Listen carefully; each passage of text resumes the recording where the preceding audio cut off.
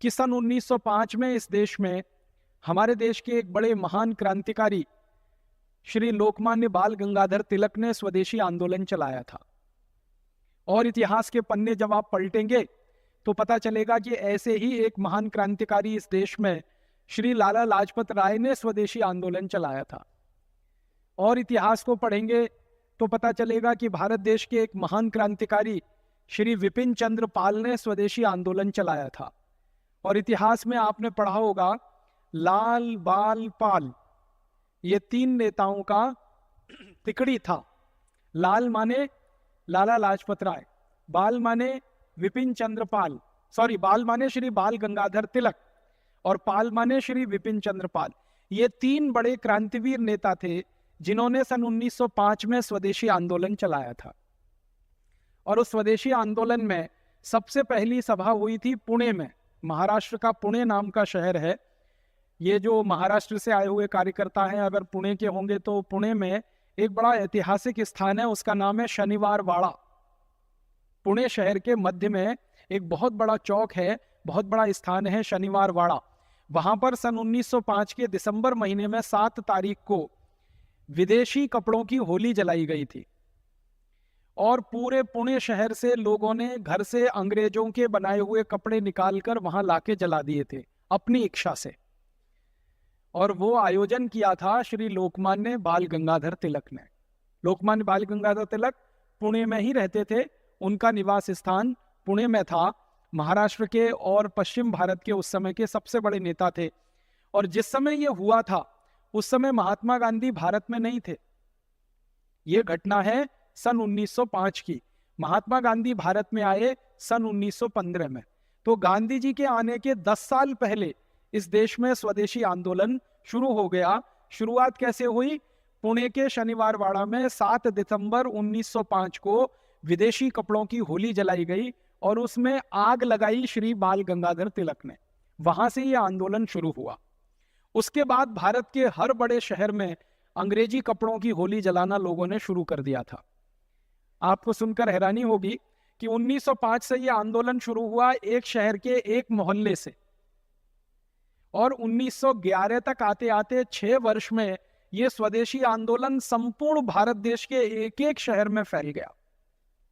एक एक शहर में, पुणे में, मुंबई में, हैदराबाद में, सिकंदराबाद में, बेंगलोर में, मद्रास में, आगरा में, अलीगढ़ में, मेरठ में, सहारनपुर में, दिल्ली में, ऐसे भारत के लगभग 600 बड़े स्थानों पर यह पूरे तेजी से आंदोलन फैल गया। और आपको यह सुनकर भी हैरानी होगी कि श्रीमान लोक बाल गंगाधर तिलक एक बड़े नेता, लाला लाजपत राय दूसरे बड़े नेता और विपिन चंद्र पाल तीसरे बड़े नेता। विपिन चंद्र पाल बंगाल के बड़े नेता थे उस समय। लाला लाजपत राय उत्तर भारत के पंजाब, हरियाणा, इसके लिए बड़े नेता थे। और लोकमान्य तिलक महाराष्ट्र और पूरे पश्चिम भारत के।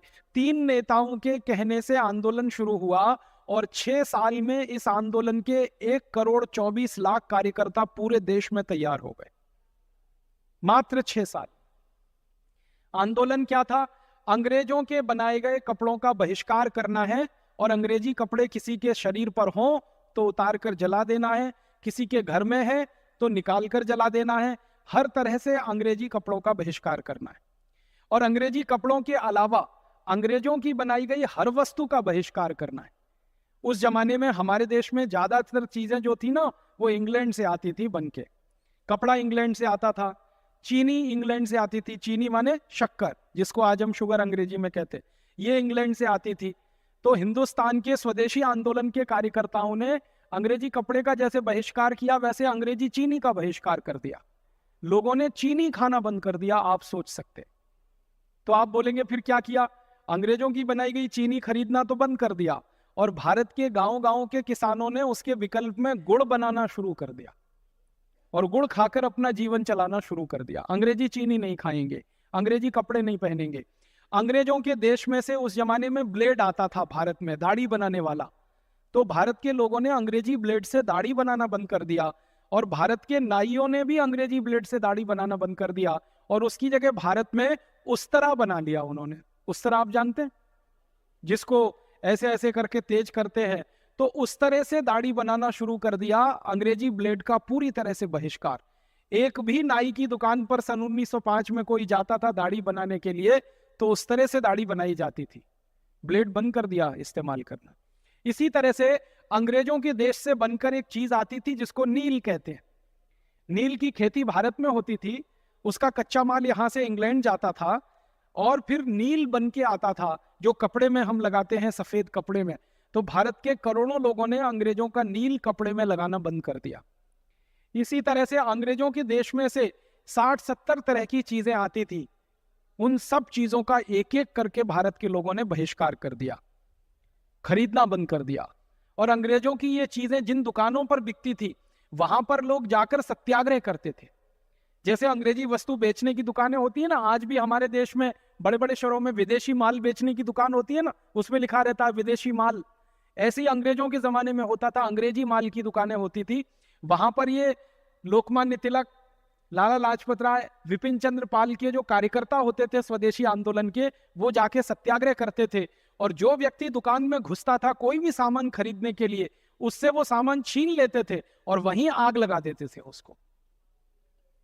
कभी कभी झगड़ा हो जाता था, क्योंकि सामान खरीदने के लिए जो आदमी जा रहा है वो गुस्सा होता था कि हमने तो पैसा खर्च कर दिया और तुमने हमारा सामान छीन के जला दिया।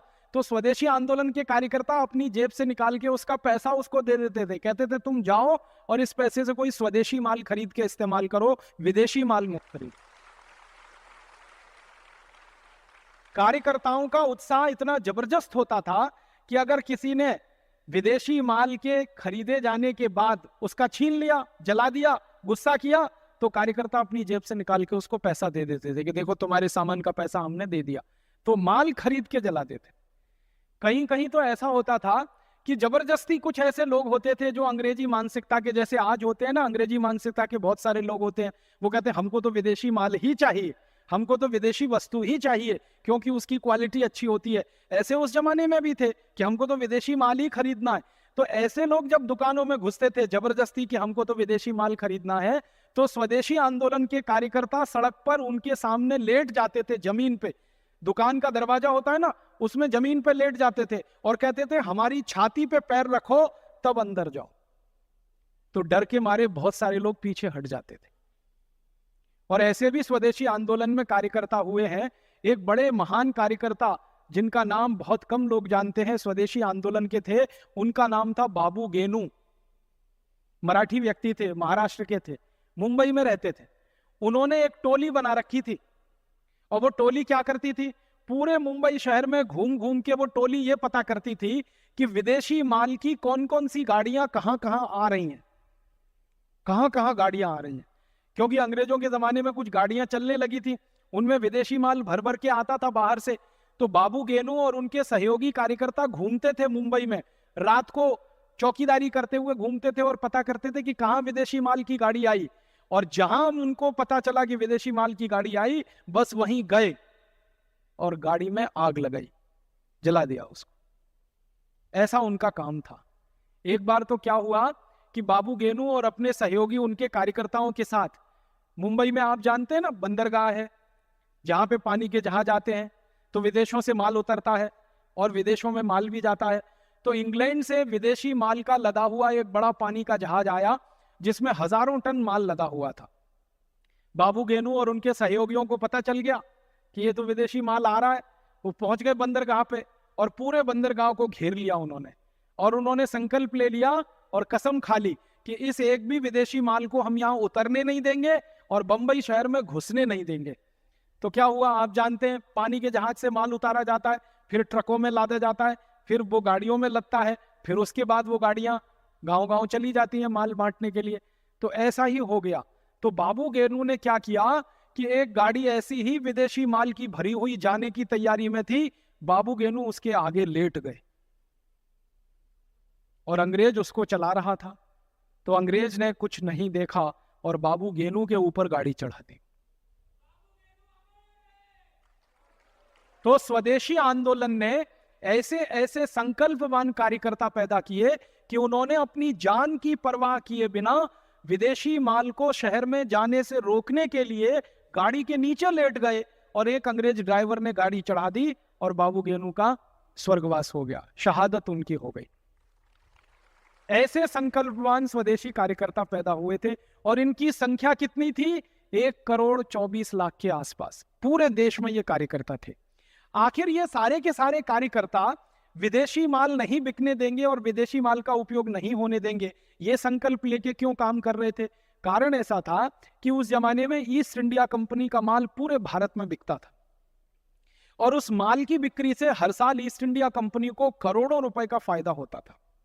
आज के हिसाब से अगर मैं बात करूं तो एक साल में ईस्ट इंडिया कंपनी को भारत देश में अपना माल बेचकर करीब करीब 21,000 करोड़ रुपए का फायदा होता था। आज के हिसाब से बात करो, 1905 के आंकड़े बताते हैं, दस्तावेज बताते हैं कि ईस्ट इंडिया कंपनी एक साल में 70 करोड़ रुपए का नेट प्रॉफिट कमाती थी इस देश में से, और उस जमाने का 1 रुपया 2009 के 300 रुपए के बराबर है। इस समय 1905 में 1 रुपए की जितनी कीमत होती थी, आज सन 2009 में उतनी ही कीमत 300 रुपए की है। इसका मतलब क्या है? रुपए का अवमूल्यन 1905 से आज तक 300 गुना हो चुका है।